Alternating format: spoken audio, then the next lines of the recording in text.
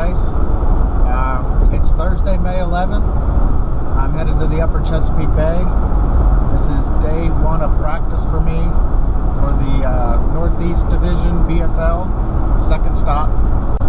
I just wanted to go over a little bit of my game plan for today.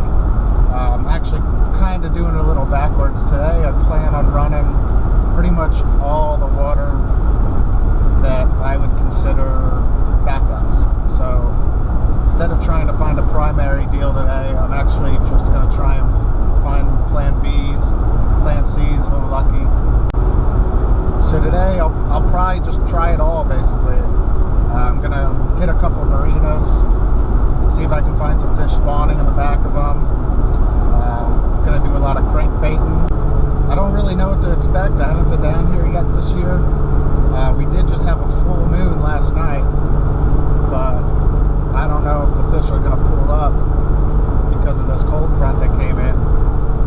I also know there was quite a bit of rain the past couple of weeks, I believe, so it could be pretty muddy. I'm just going to wait till I get there and see what the conditions are. I'm just going to go from there. Alright, so I had trouble with my GoPro the entire trip. I was getting SD card errors. I found out after the tournament that my card had gotten corrupted by one of the files somehow. So I now carry a spare SD cards if this happens again. But unfortunately I didn't get much of this trip. So what you're watching is the little bit I did get from day one. I ended up with having 3 keepers that day. The biggest being around 4 to 4.5 pounds. But I never got a video of it, never got a picture of it. To make a long story short, while I was getting the jig out of its mouth, I managed to stick my hand, so the least of my concern was actually getting a picture.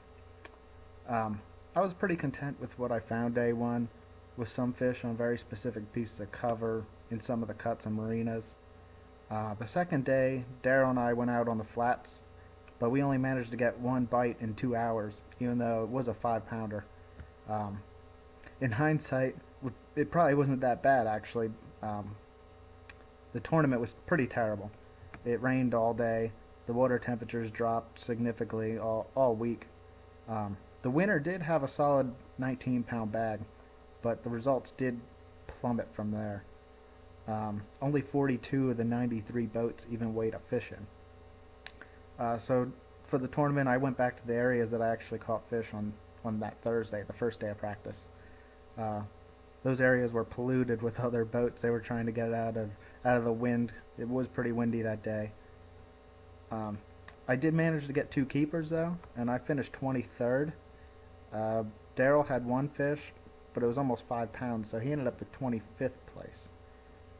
I caught 1 of my keepers on a drop shot, and a bunch of shorts on that as well.